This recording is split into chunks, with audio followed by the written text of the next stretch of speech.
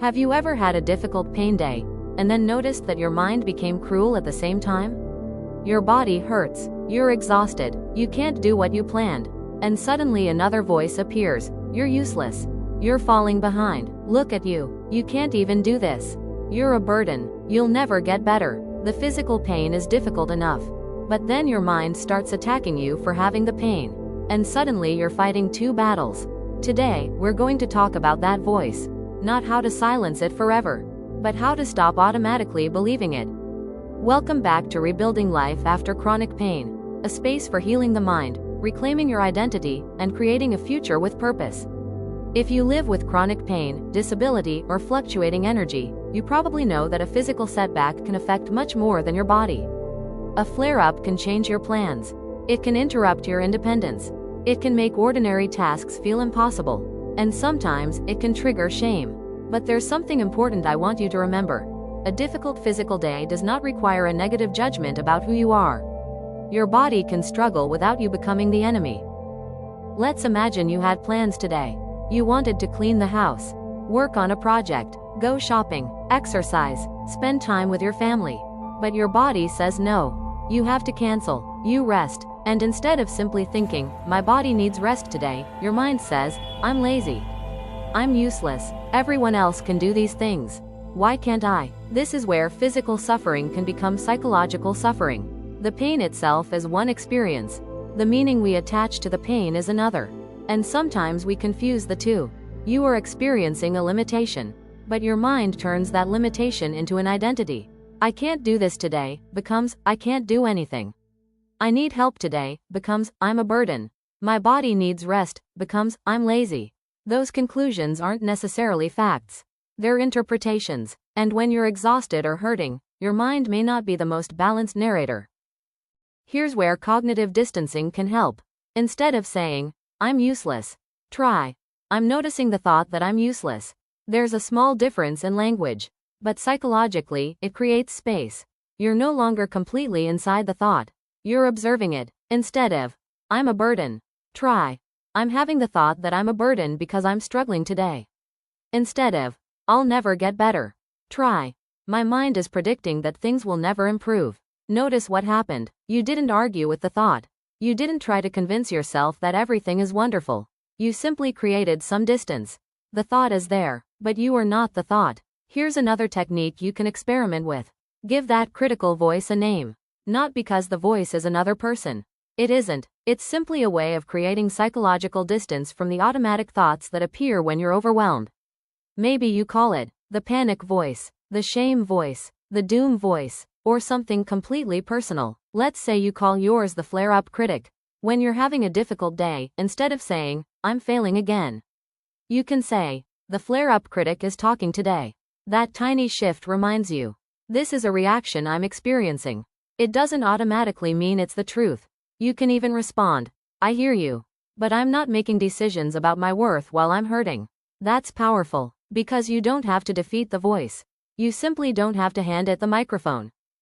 Here's something that might surprise you. You don't always need to argue with negative thoughts. Imagine the voice says, you're useless. You respond, no, I'm not. The voice says, yes, you are. You say, but yesterday I did this. And suddenly you're in court defending your existence. That can become exhausting. Instead, try curiosity. Interesting. I'm having a very harsh thought about myself right now.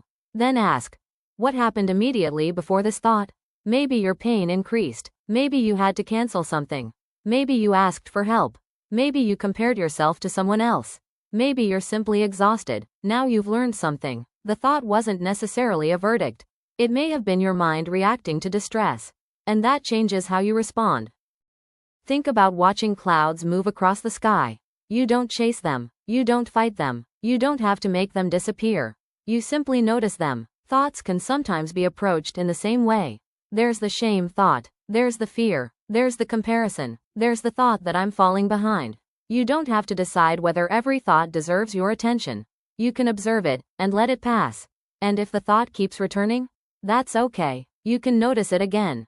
There's that thought again. This isn't about pretending negative thoughts don't exist. It's about refusing to turn every thought into an instruction. The next time a physical crash happens, try this simple 4-step process. Step 1. Notice, I'm having a difficult pain day. Step 2. Name, the flare-up critic is getting loud. Step 3. Distance, I'm noticing the thought that I'm useless. Step 4. Respond with compassion. My body needs care today. My worth hasn't changed. That's it. You don't have to solve your entire life while you're hurting. You don't have to make major decisions about your future during a flare-up. Sometimes the healthiest thing you can do is simply get through today with as much kindness as possible. The next time a physical crash happens, try this simple 4-step process. Step 1. Notice, I'm having a difficult pain day. Step 2. Name, the flare-up critic is getting loud. Step 3. Distance, I'm noticing the thought that I'm useless. Step 4. Respond with compassion. My body needs care today. My worth hasn't changed. That's it. You don't have to solve your entire life while you're hurting. You don't have to make major decisions about your future during a flare-up. Sometimes the healthiest thing you can do is simply get through today with as much kindness as possible. If you've been beating yourself up every time your body lets you down, I hope you'll consider a different approach. Your body isn't your enemy. Your pain isn't a moral failure. And the harsh voice that appears during difficult moments doesn't automatically deserve to be believed. Notice it, name it, step back from it, get curious about it, then choose your response. You don't have to fight yourself while you're already fighting pain. You deserve to be on your own side. And remember, a difficult day is an experience. It is not an identity. A flare-up is a moment. It is not your entire story. And the voice of shame may be loud, but you don't have to give it the final word. If this video helped you, subscribe to Rebuilding Life After Chronic Pain for more conversations about healing your mind, reclaiming your identity, building resilience, and creating a meaningful life, one gentle step at a time.